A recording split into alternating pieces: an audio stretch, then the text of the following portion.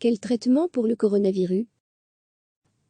On parle beaucoup de la maladie, mais en réalité, très peu du traitement du Covid-19. Mis à part dans les cercles médicaux spécialisés, le grand public dispose d'une faible quantité d'informations sur la manière dont les hôpitaux belges soignent les patients. Cet article a pour objectif de partager et de vulgariser les bonnes pratiques recommandées à ce jour. Il se base sur les toutes récentes recommandations cliniques rédigées par une task force belge réunissant des spécialistes de l'hôpital universitaire d'Anvers, du CHU Saint-Pierre et de l'Institut de médecine tropicale d'Anvers.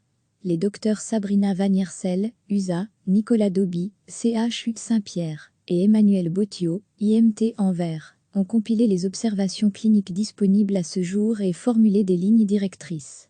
La situation de l'épidémie évoluant très vite, la durée de vie de ces recommandations sera variable. Elles ont été formulées en date du 13 mars 2020 et seront certainement mises à jour très régulièrement. Le Covid-19 est une maladie virale sans gravité pour la majorité des patients, 80%. Mais elle peut provoquer des pneumonies sévères pour les personnes âgées et les individus qui présentent des facteurs de risque et des maladies sous-jacentes. Selon les statistiques, environ 20% des patients infectés doivent être hospitalisés, parmi lesquels 5% sont admis aux soins intensifs. Au beau milieu de l'épidémie à Wuhan, le taux de mortalité des patients hospitalisés a atteint 25%. À l'heure actuelle, seuls les hôpitaux administrent des antiviraux aux patients. Il est formellement déconseillé aux généralistes de le faire, et ce, pour deux raisons. Tout d'abord, parce qu'un monitoring à l'hôpital permet de mieux évaluer les effets secondaires potentiels de ces antiviraux, tels que troubles du rythme ou toxicité cardiaque. Ensuite, parce que se pose le problème de la disponibilité des médicaments. Ces antiviraux ne sont pas disponibles en quantité suffisante pour les prescrire à des patients qui n'en ont pas un besoin impérieux. En cas de suspicion de Covid-19, si le patient hospitalisé n'a pas de difficulté à respirer et qu'il n'est pas dans un groupe à risque, les auteurs des recommandations préconisent de ne pas administrer d'antiviral. La définition d'un groupe à risque englobe les diabétiques, les patients atteints d'hypertension, de maladies cardiovasculaires ou de maladies pulmonaires. Un traitement symptomatique suffit, à l'aide de médicaments contre la fièvre, tels que le paracétamol. L'utilisation d'anti-inflammatoires est sujette à caution. Si le patient hospitalisé est testé positif, il est infecté par le Covid-19, mais que ses difficultés respiratoires sont modérées, les spécialistes recommandent d'administrer de l'hydroxychloroquine, un antiviral. Ce médicament est disponible et commercialisé en Belgique sous le nom de Plaquenil. Il est destiné initialement au traitement des maladies inflammatoires, comme le lupus érythémateux et la polyarthrite rhumatoïde. Les médecins disposent d'une période de recul de 40 ans de traitement avec cette molécule pour ce type de maladie, mais n'ont pas de recul suffisant pour ce qui concerne le traitement du Covid-19 sous Plaquenil. Ils viennent en effet d'entamer son administration aux malades. En revanche, un article scientifique récent suggère que l'hydroxychloroquine est plus efficace in vitro sur des cultures cellules qu'un autre médicament, la chloroquine. La chloroquine, justement, n'est plus commercialisée en Belgique. Elle était jadis utilisée pour la malaria. En revanche, elle est plus toxique que l'hydroxychloroquine. Au contraire des praticiens chinois, qui recommandent l'usage de la chloroquine pour tous les cas de Covid-19, les Belges préconisent l'hydroxychloroquine, et uniquement pour les patients à risque ou en difficulté respiratoire modérée. En second choix, les médecins suggèrent le lopinavir ou le ritonavir, lorsque l'hydroxychloroquine est contre-indiquée pour le patient. Mais ces molécules n'ont pas démontré de façon convaincante leur efficacité clinique. Lorsque le patient est dans un état critique, les spécialistes belges recommandent l'usage d'un autre antiviral, le Remdesivir. Ce médicament a été au départ développé pour contrer le virus Ebola. La molécule va agir sur le moyen de réplication du virus, sur l'enzyme qui permet au virus de se diviser. De nombreux travaux sur des cellules en culture montrent l'efficacité du Remdesivir sur l'agent du Covid-19. D'autres recherches sur d'autres types de coronavirus, comme le MER, le coronavirus du syndrome respiratoire au Moyen-Orient, découvert en 2012, ont également montré une très bonne réactivité chez le primate.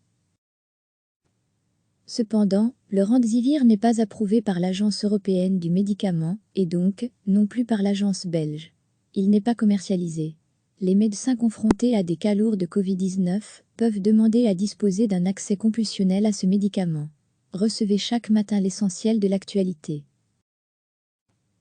On parle beaucoup de la maladie, mais en réalité, très peu du traitement du Covid-19. Mis à part dans les cercles médicaux spécialisés, le grand public dispose d'une faible quantité d'informations sur la manière dont les hôpitaux belges soignent les patients. Cet article a pour objectif de partager et de vulgariser les bonnes pratiques recommandées à ce jour.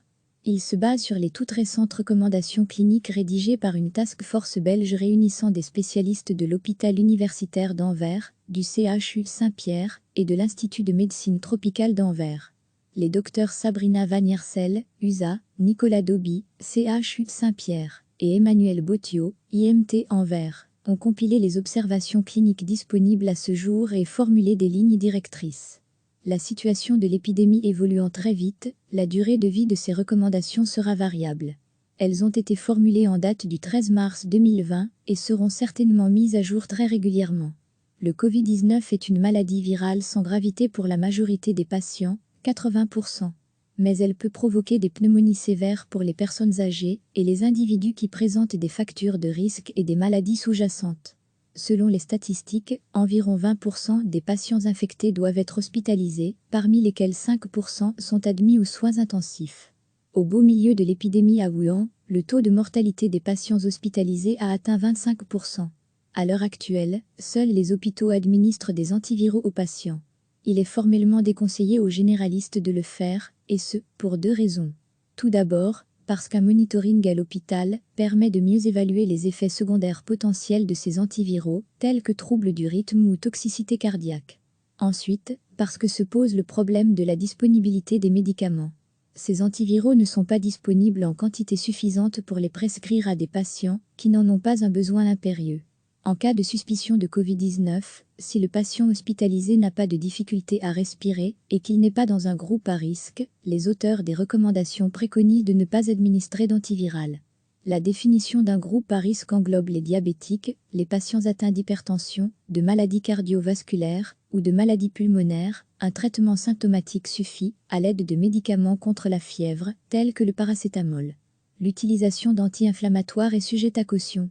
Si le patient hospitalisé est testé positif, il est infecté par le Covid-19, mais que ses difficultés respiratoires sont modérées, les spécialistes recommandent d'administrer de l'hydroxychloroquine, un antiviral.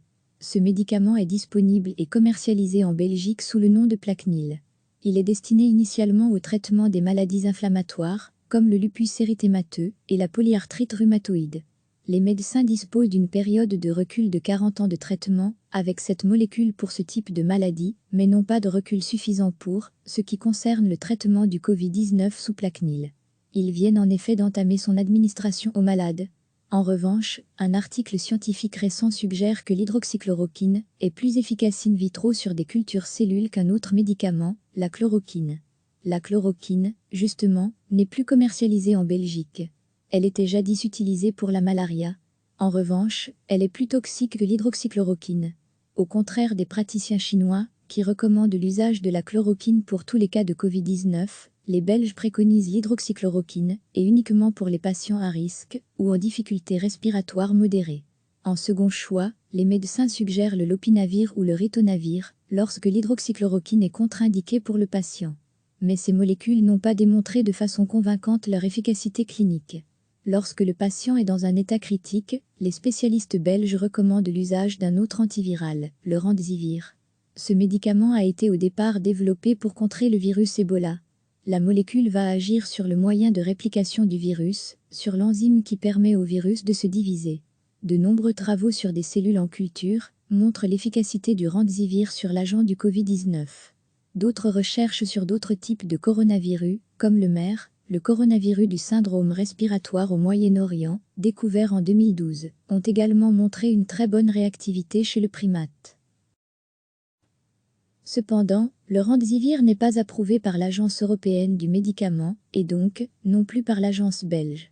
Il n'est pas commercialisé. Les médecins confrontés à des cas lourds de Covid-19 peuvent demander à disposer d'un accès compulsionnel à ce médicament. Cliquez sur s'abonner pour recevoir les dernières nouvelles.